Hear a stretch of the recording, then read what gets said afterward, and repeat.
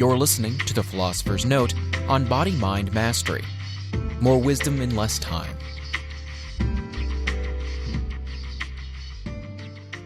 Hi, this is Brian. Welcome to the Philosopher's Notes on Body-Mind Mastery, Training for Sport and Life by Dan Millman.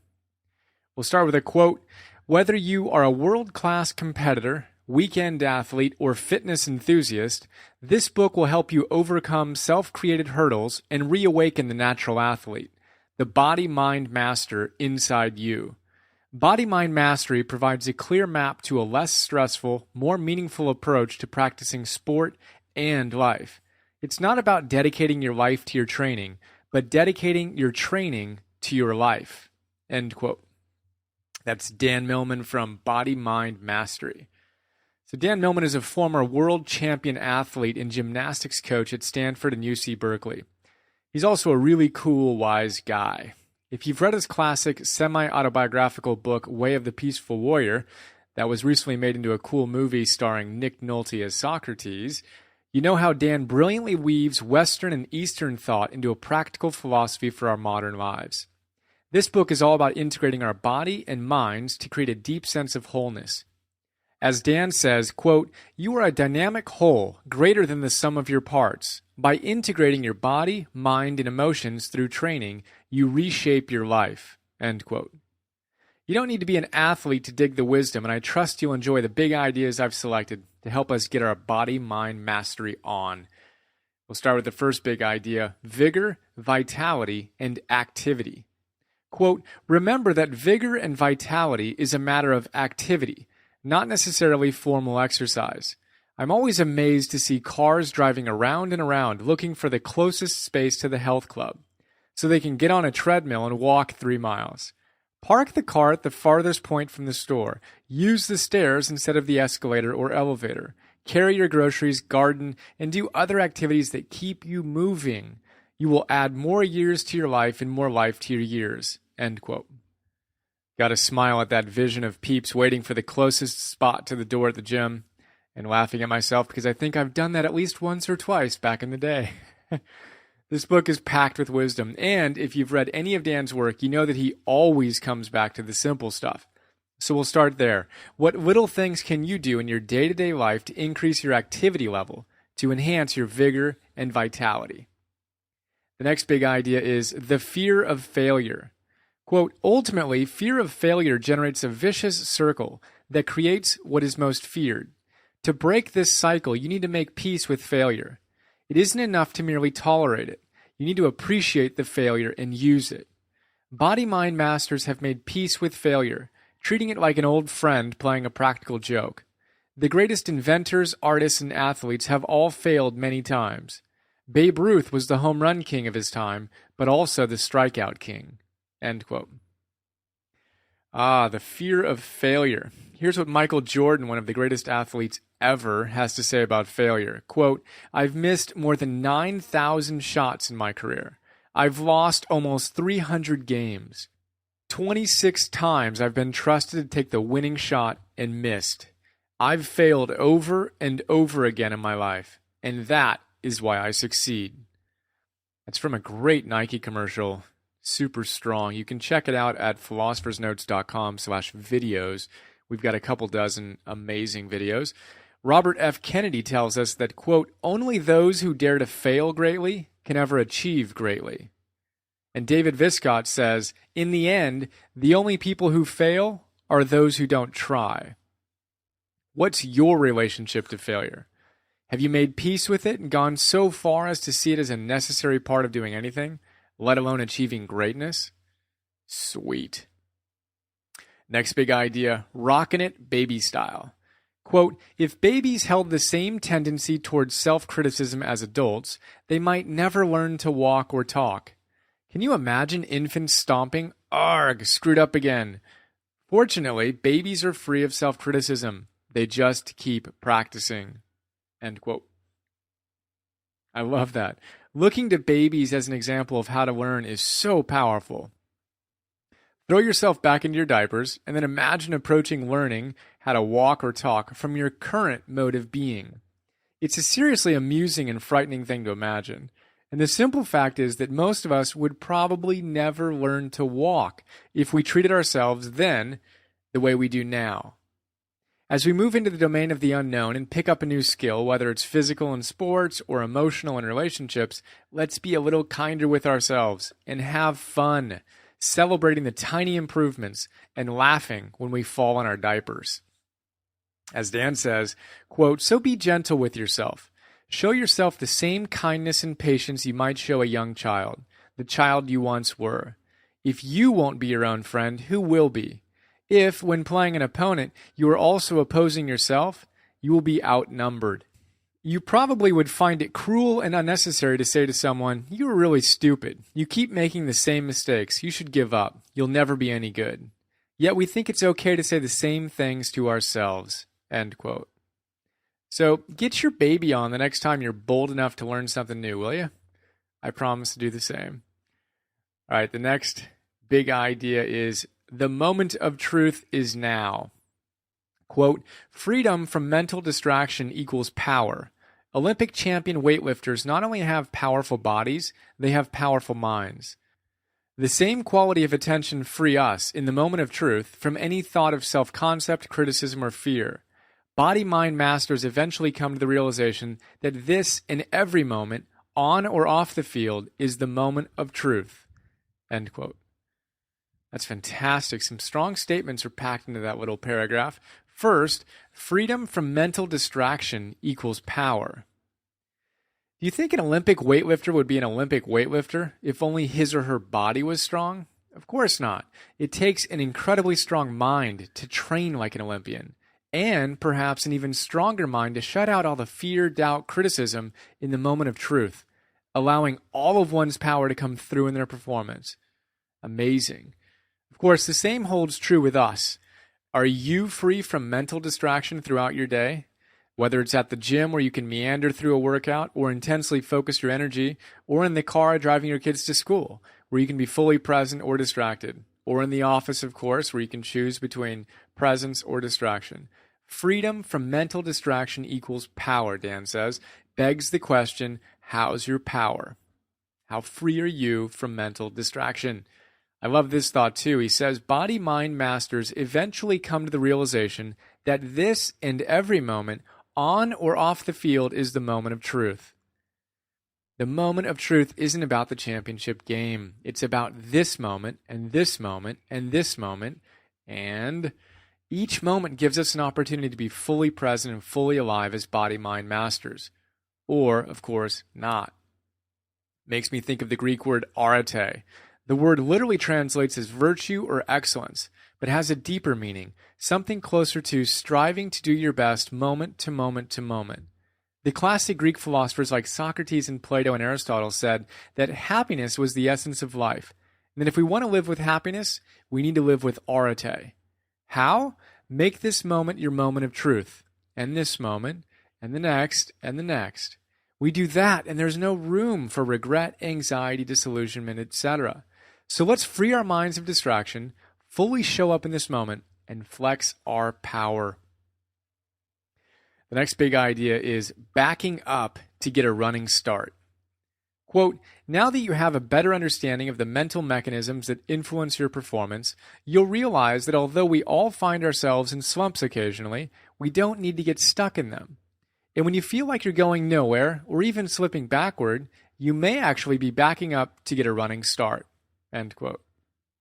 That's classic. Dan establishes the fact that we all have slumps on occasion. When we can see the dynamics of growth and excellence, we don't need to suffer the slumps. They're just part of the deal. And if you feel like you're going nowhere, or even slipping backward, remember that you might just be backing up to get a running start. So is there an aspect of your life where you might be able to apply this mojo? Get on that. The next big idea is relax and stay focused on constructive action. Quote, body-mind masters do not deny or repress their feelings, but learn to stay physically relaxed even under stressful situations. Even when feeling angry, fearful, and sorrowful, breathe evenly and fully. Keep your body relaxed. You have much more control over your behavior than you do over your thoughts or emotions. So paradoxically, the best way to master your emotions is to let them be, stay relaxed, and focus on constructive action. So accept your emotions as natural to you in the moment, without trying to fix them. Know your purpose or goal, not someone else's, and do whatever you need to reach that goal, whether or not your emotions or moods help or hinder you. End quote. That shows up in a chapter entitled Emotional Talent, in which Dan talks about the importance of mastering our relationship to our emotions. He talks about the fact that, quote, motivation, like all states, comes and goes, rises and falls. I certainly didn't feel motivated all the time during my gymnastics career, but I trained 6 days a week for more than 4 hours a day for years by keeping my eye on the goal. Although motivation comes and goes, you can always rely on your will, end quote. Dan's a huge advocate of the fact that while we don't always feel great or have the ability to instantaneously alter our mood, we do always have control over our behaviors. He likes to describe our emotions as kind of like clouds passing by, and says that just as you can't control the weather, you can't control your emotions. Sometimes you're fired up, sometimes you're not. As he says, quote, life demands much of us, on and off the playing field. Emotional talent is the capacity to stimulate and draw upon our natural fountain of energy, to learn to blow into our own sails. We develop emotional talent not by relying on motivation all the time, but by applying our will no matter how we feel. End quote. Amen. This is a really big idea Dan explores more in his great book, Everyday Enlightenment. You can see my notes on that where I go into some more detail on it. Plus, he introduced me to a guy named David Reynolds, who integrates Zen Buddhism ideals with Western psychotherapy in what has become one of my favorite books, Constructive Living. Check out the book and my notes on it for more mojo. In the meantime, know this: wherever you are, whatever you feel, remember your goal and ask yourself this question: now, what needs to be done? Well, now, what needs to be done? For now, it's the next big idea. Instant Satori. Quote, take your keys, a piece of fruit, or any handy object and go outside. Throw the object up into the air. Staying relaxed and easy, catch it. Be sure to catch it, then come back inside and continue reading this exercise. Now, consider the moment the object was in the air. At that moment, you weren't thinking of what you'd have for dinner or what you did yesterday. You weren't thinking of anything else either. You may have been attending to thoughts before you threw it or after you caught it, but during the throw, you were pure attention, reaching out, waiting for the object's descent. In that moment, your emotions were open, and your body was alert and vitalized. A moment of Satori. End quote. As Dan describes it, Satori is a word from the Japanese Zen tradition that points to a sudden awakening or insight into our fundamental nature. And that exercise is one of the coolest, simplest ways I can imagine to guide us to this state of pure awareness and presence in this moment. Try it out, and may we live in many of those moments. The next big idea is the law of accommodation. Quote, your body is malleable. You can sculpt it over time with daily habits of diet and exercise. The law of accommodation reminds us that the body may change slowly, but it will change. End quote. The law of accommodation, dig it.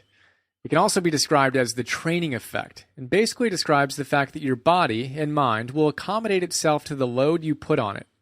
So if you go out and start training for a marathon, although you might not be able to get past the first telephone pole on the first day, if you consistently show up and go just a little bit beyond your current comfortable threshold, you will, over time, develop the ability to run that marathon. Alternatively, if you lounge on the couch all day long, your body will accommodate to that. What a pleasant shape that is, huh? After I sold my first business about a decade ago and first got into living on purpose, largely inspired by Dan's Way of the Peaceful Warrior, by the way, which was the book that really set me on this path, I realized I'd have a hard time living at my highest potential if I had had a hard time getting out of bed. So I became a trainer so I could learn nutrition, exercise physiology, and all that good stuff.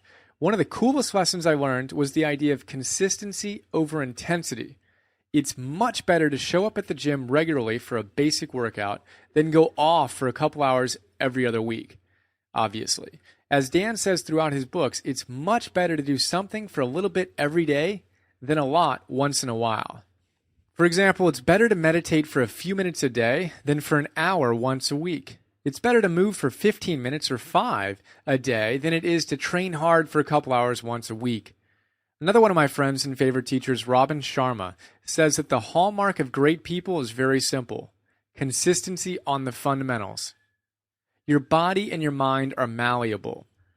Over time, and I'm stressing over time, if we're diligent, patient, and persistent, our bodies will shape toward our ideals and accommodate to meet the demands we place on them.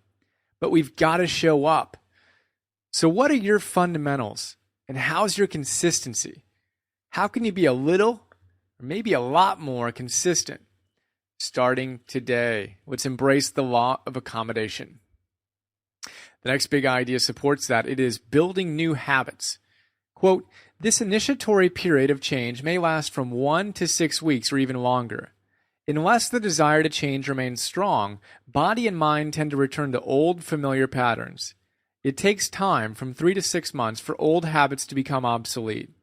By the end of that time, you'll have adapted to a new pattern. In a sense, you'll have found a new way of life. End quote. Reminds me of Seneca, the classic Stoic philosopher born in the Roman Empire around the same time Jesus was born. He says this in his classic Letters from a Stoic. You can see the notes on that. He says, you have to persevere and fortify your pertinacity until the will to good becomes a disposition to good. Translated, you've got to put in the time and demonstrate some strong willpower so that your will to do the right thing becomes a disposition to do the right thing. He also says, this is Seneca, how much better to pursue a straight course and eventually reach that destination where the things that are pleasant and the things that are honorable finally become for you the same. So, are you building some new habits? Keep your goal really clear and your will really strong to shape a new disposition. One of my tricks is I like to say that certain things are non-negotiable. For example, I committed to meditating for an hour every morning right when I get up about 8 months ago. Now, I'd done a 10-day Vipassana meditation, but when I got back, it just didn't stick. Realizing the importance of training my mind, meditation is a powerful vehicle to do this, I decided to build the practice. Now, in the past, I'd only meditate when I felt like it. Yeah. This time around, I decided the commitment was non-negotiable. I knew I'd wake up some morning and not feel like it. And I knew, especially in the beginning, and I knew that it was on those mornings when the habit would either be installed or thwarted. So when I had the inevitable whiny, but I don't feel like it mornings, when I was able to conjure up all kinds of really sensible reasons why I deserved a day off, I told that part of myself that the practice wasn't up for discussion. It was non-negotiable. And now, 250 plus days into it, I'm grooving and excited to effortlessly cross the 1,000 day threshold and then go from there. Back to you. What new habit are you going to rock? You need to make it non-negotiable? Get on it. All right, and the final big idea is masters shine everywhere. Quote, masters of one art have mastered all because they have mastered themselves. With dominion over both mind and muscle, they demonstrate power, serenity, and spirit. They not only have talent for their sport, they have an expanded capacity for life. The experts shine in the competitive arena. The masters shine everywhere. End quote. As they say, particularly Leonardo da Vinci, one can have no greater or smaller mastery than mastery of oneself. They also say, how you do anything is how you do everything. With that, I say we go out there and shine. Well, that wraps up the note. I'll now share a little bit about Dan Millman, a few other notes I think you'll enjoy, and then some quotes from the sidebar. First, about the author of Body, Mind, Mastery, Dan Millman. He's a former world champion athlete, college professor, and coach, and best-selling author whose books, including Way of the Peaceful Warrior, The Life You Were Born to Live, and Everyday Enlightenment, have inspired millions of people in more than 20 languages. That's from the book. You can learn more about Dan at his website, peacefulwarrior.com or danmillman.com. Either one works. And if you like this note, I think you'll also enjoy the note on Mastery, a book by George Leonard, a book called Strength for Life by Sean Phillips, the note on Thrive by Brendan Brazier, and the note Letters from a Stoic by Seneca. Now for some quotes Dan says, when climbing a mountain, define each step in the right direction as success. We learned the alphabet before we write words. It works the same way in sport and life. Many small successes add up. Aristotle says, we are what we repeatedly do. Excellence, then, is not an act, but a habit. Samuel Johnson says, in a contest between patience and power, bet on patience. Ben Franklin says, those who can have patience can have what they will. Dan says, allow rather than persist what arises in the present moment, inside or out. Let it be interesting rather than good or bad. Richard Bach says, what a caterpillar calls the end of the world, the master calls a butterfly. Hannah More says, obstacles are those frightening things you see when you take your eyes off the goal. Dan says, competence breeds confidence. And finally, Lao Tzu says, nature's way is simple and easy, but men prefer what is intricate and artificial. All right, well, that's a quick look at a great book, Body, Mind, Mastery, Training for Sport and Life by Dan Millman. Hope you enjoyed, and it's an honor to share these with you. Look forward to sharing more with you soon. Have a great day.